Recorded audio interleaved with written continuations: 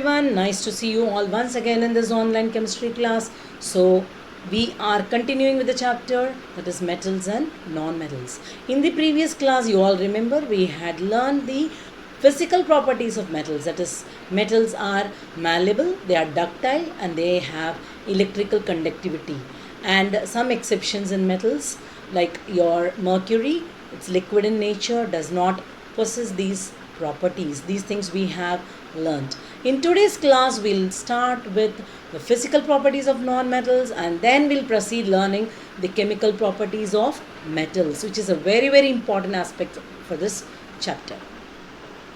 Now, beginning with the properties of non-metals, see, first I've given you a chart containing the list of non-metals from your periodic table. You all know hydrogen is placed under metals, but it is gaseous by nature. You all know the reason also why it's placed under metals. Okay, now these metals have a very low density. These are the physical properties of non-metals.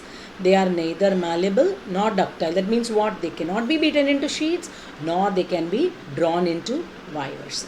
They are poor conductors of electricity and they do not have luster. That means what? They do not shine.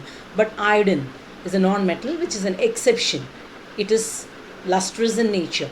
Here I have given the image of iron above sulfur. That yellow color powder is shown. No? Above that what you see is your iron. Okay. Now, see, one more exception, this carbon, it's allotropic in nature. Means what? They exist in different forms.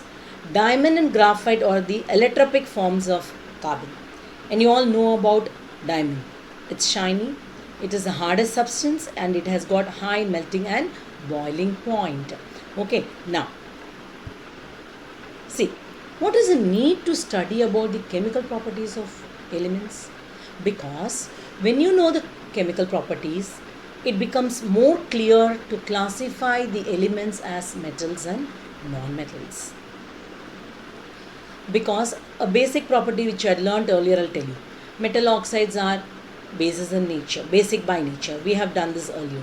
So when you know this, you can easily classify the elements as metals and non-metals when you thoroughly know about their chemical properties. Let's begin with the chemical properties of metals, and the first property that we are going to study is reaction of metals with oxygen, or I can say what happens when metals are burnt in air. See, when metals are burnt in air, they form their corresponding oxides. We have seen this already. When magnesium ribbon is burnt, it turns into magnesium oxide. That ash that is seen there. So metal react with oxygen to form the corresponding metal oxides. I have given you the examples here. Copper with oxygen gives you copper oxide. Magnesium with oxygen gives you magnesium oxide. Aluminium with oxygen gives you aluminium oxide. Copper, magnesium, aluminium, these are all metals. When they combine with oxygen, they form the corresponding metal oxides. And see, your metal oxides are basic in nature. Let me prove this with an example. When copper oxide, this black powder that is seen, that is the copper oxide. When it is made to react with hydrochloric acid, it gives out copper chloride and water. So whenever salt and water are formed, this copper chloride which is formed here is a salt. So whenever a salt is formed as a product along with water, we call the reaction to be a neutralization reaction, and in that case the reactant should be an acid and a base. So we have an acid which is clearly given as hydrochloric acid. So what about your copper oxide? Copper oxide is a metal oxide, but it acts as a base here because the resultant product is salt and water. So copper oxide reacts with hydrochloric acid to form copper chloride and water. This copper chloride is a salt. When salt and water are formed as a product of a chemical reaction, we call that reaction to be a neutralization reaction in which the reactants will be an acid and a base. An acid is clear evidently here as hydrochloric acid. So your metal oxide is going to be basic in nature. That is why the resultant product is salt and water. This proves that metal oxides are basic in nature, but not necessarily this metal oxide will always behave as bases. There are some exceptions. For example, aluminium oxide, which is given as a black color substance here in the picture, when it reacts with hydrochloric acid, it forms aluminium chloride and water. So you can say hydrochloric acid is an acid, aluminium oxide is basic in nature, fine. At the same time, when you take this aluminium oxide and make it react with sodium hydroxide, it forms sodium aluminate, that is NaAlO2, which is also a salt along with water. So in that case, your sodium hydroxide is a base. Now what about your aluminium oxide? It is acting as an acidic substance here. It's showing an acidic property here. That is why salt and water are formed. So when metallic oxides behave as acidic in nature or basic in nature, both, we call them as amphoteric oxides. Clear to you? See, in the previous example, you saw this aluminium oxide reacting with hydrochloric acid to produce salt, aluminium chloride and water. So in that case, you can call this aluminium oxide to be basic in nature. Now, when the same aluminium oxide is made to react with sodium hydroxide, it is again forming salt and water. NaOH is clearly known as a base, that is sodium hydroxide. So what about your aluminium oxides? Showing to be acidic in nature. So in that case, we call such oxides of metals as amphoteric oxides. Clear to you? Now, see, some metal oxides tend to produce a base on its reaction with water. Most metal oxides are insoluble in water, but some of these dissolve in water to form alkalis. Your sodium hydroxide and potassium hydroxide can be given as an example, as those alkalis formed from a metal oxide. So your metal oxide, that is sodium oxide, combines with water to form sodium hydroxide, an alkali, and your metal oxide, your potassium oxide, combines with water to form potassium hydroxide. So these things you should be very thorough with. Most metallic oxides are insoluble in water, but there are exceptionals. When they dissolve in water, they tend to form corresponding alkalis. So we have seen two here. One is amphoteric oxides. That means what? Metal oxides which shows or which behaves as an acid when it is reacting with a base, and when it behaves as a base when it reacts with acid. We call them as amphoteric oxides. Most of the metal oxides do not dissolve in water. When they dissolve in water, they form alkalis. So what are the examples of those metal oxides? Your sodium oxide and potassium oxide. Clear? Now, see. Now we saw when metals react with oxygen, they form corresponding oxides. But all metals do not react at the same rate. Some may be slow, some may be very quick. Like for example, your sodium and potassium, they cannot be kept exposed. They should be kept immersed under kerosene oil because they are highly reactive. They may catch fire. This I have told you in the earlier session also.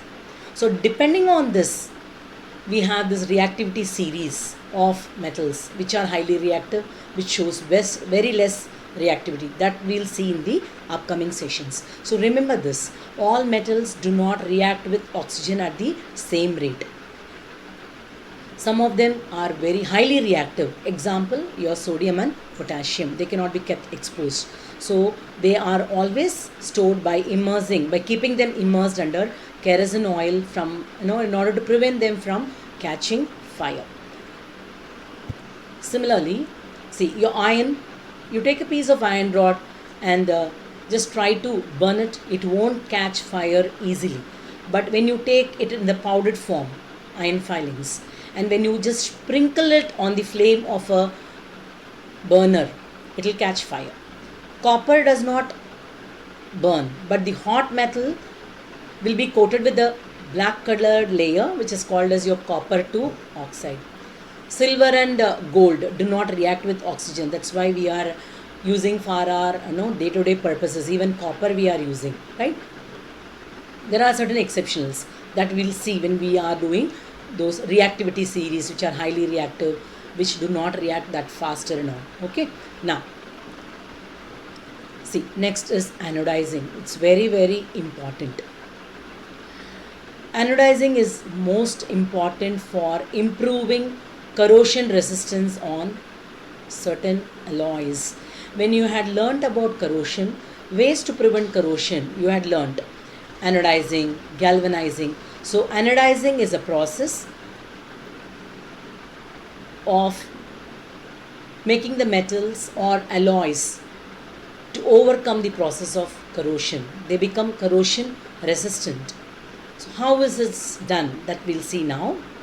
Now let's talk about anodizing of aluminium. So anodizing is done in order to reduce the action of the metal getting corroded, right? To make the particular alloy or the metal corrosion resistant, right? So how is this done? See, first you should know what is anodizing. Anodizing is a process of forming a thick layer of oxide of that particular metal. If you are talking about anodizing aluminium, here anodizing is a process of forming a thick oxide layer of aluminium. So in this process, if you want to anodize aluminium, a clean aluminium article is made at the anode, means is taken at the anode, and your sulfuric acid is taken as the electrolyte. That means what? This aluminium article which is made the anode is electrolyzed with sulfuric acid. So at that time, oxygen will be liberated at your anode. This reacts with the aluminium which is at the anode, so to form the corresponding oxide, that is your aluminium oxide. So this layer of oxide which is formed over this anode in which aluminium is kept becomes corrosion resistant as it is coated with a thick layer of oxide of that particular metal, right? So with this we are coming to an end of today's session. So please revise by learning the things given in your textbook. Meet you soon with the remaining chemical properties of metals in the upcoming sessions. Till then, take care. Bye.